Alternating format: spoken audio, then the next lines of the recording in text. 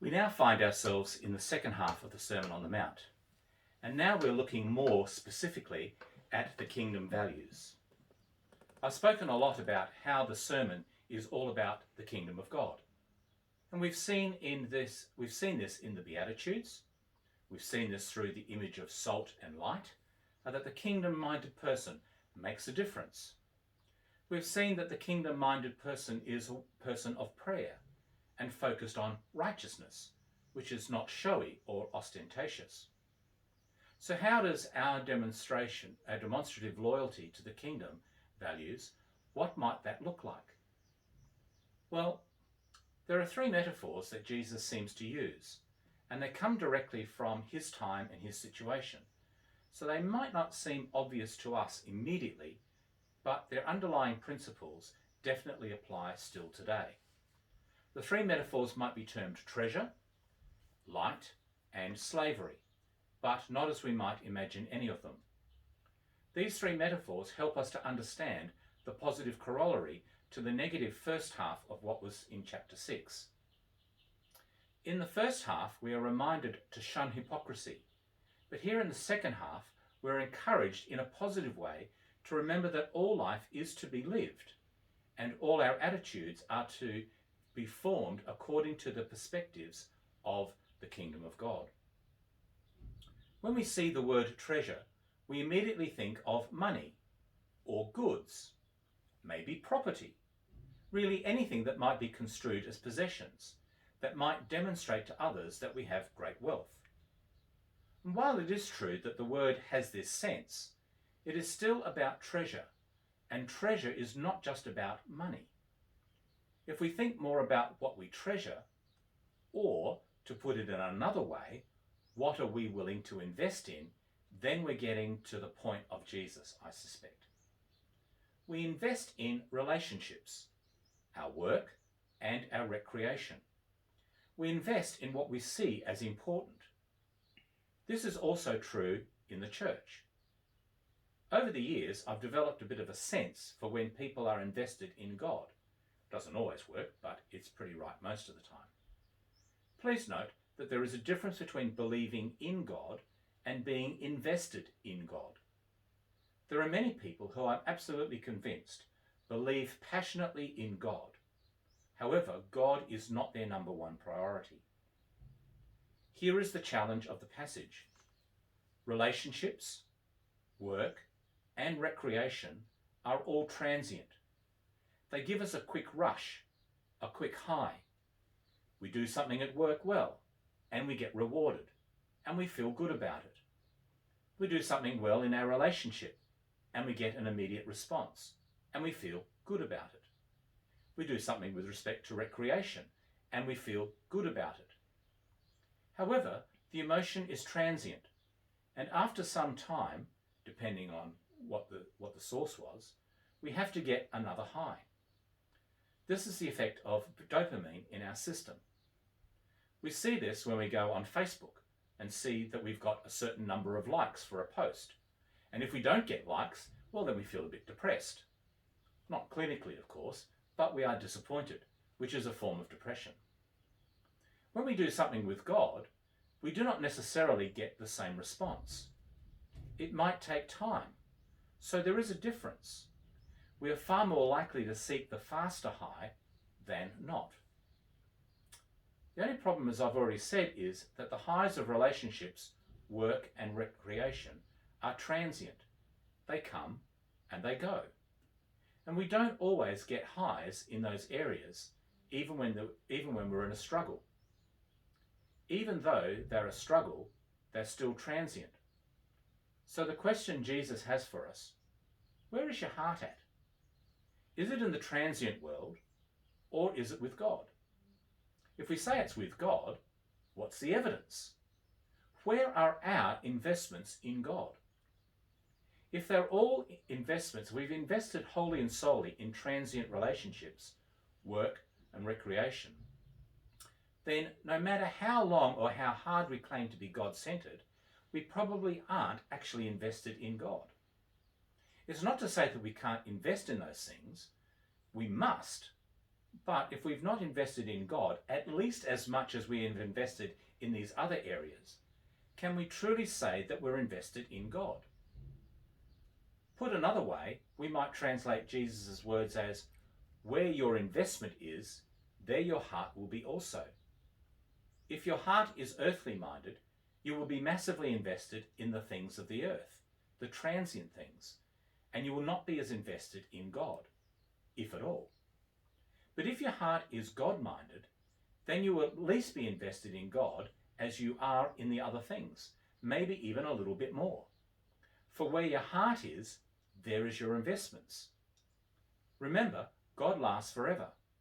After the earthly stuff is gone, either in our lifetime or whether we die, it's gone. If you're still not convinced, look at the world in which we live in. This pandemic, jobs have been lost, lives have been lost, investments have been lost. Until recently, we haven't even been able to recreate in the way that we used to. And even now, it's still somewhat curtailed. But God continues to be there, to be faithful, to be steadfast, to be unwavering, to be unchanging. So where are we going to invest? Some of us are happy to invest $20 every other day for coffee and cake, but not in God. Where you're willing to invest tells you where your heart is, where your commitment is. The second parable about the lamp is an extension of the parable of investments. The eye is the window to the soul. You can tell a lot from a person's eyes. Are they looking directly at you, or are they averted? Are they looking everywhere except at you? We might be able to lie with our lips and our body, but it's very difficult to deceive with our eyes. Bruner, in his commentary, replaces the word eye with the word goal, and the word body with the word life. When you do that, the translation is quite interesting. The lamp of one's life is one's goal. If your goal is sound, your whole life will be luminous. But if your goal is wrong, your whole life will be darkness. If our goal is not clear, then everything becomes perverted. Following Jesus will inevitably cause fundamental lifestyle changes.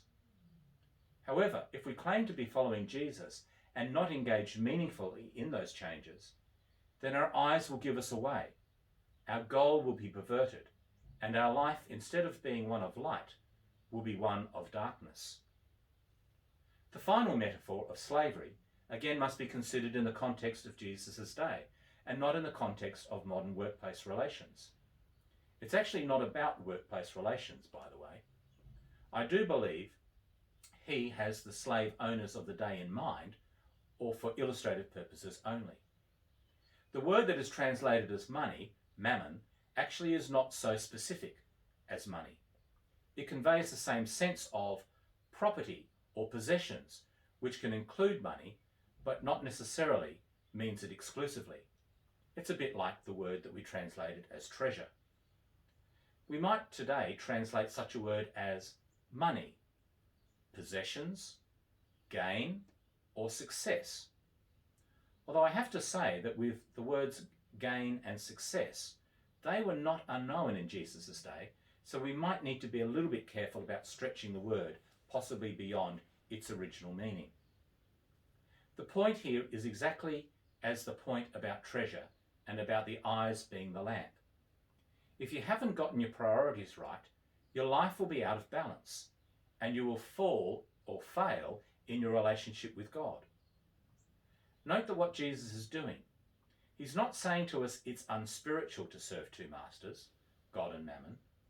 He is saying that it's actually impossible to serve two masters. And so he doesn't want us to waste our time or our lives in even trying to do what is ultimately impossible.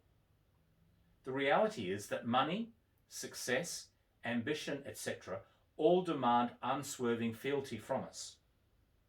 The only problem for us is that God demands unswerving fealty as well. That's why it's impossible to serve the two. The reality is they will all pass away, but God will remain. So where are we going to place our faith and trust in? Where are we going to invest? how are we going to light our lamps? One of the interesting developments in our modern culture is the rise of what we call the new atheism. Jesus in his sermon here is calling us to the new radical atheists, to be the new radical atheists, of our culture, by denying the existence of the modern demanding culture rather than denying the demands and insistence of God and existence of God. Atheism, if you like, in reverse. The reality is people who long and yearn to be rich fall into temptation. It's not that they're evil or that they're bad people. It's just that when you seek after these things, you're inevitably going to be led into temptation. We get trapped into all sorts of foolish and harmful ambitions, which often plunge us into ruin and destruction. Not always, I'll grant you, but often. St. Augustine, in his commentary on the third temptation of Matthew, makes the observation that the one who serves riches serves the prince of this world. Mammon, when it becomes all-consuming, becomes an alternate god. Mammon becomes an idol.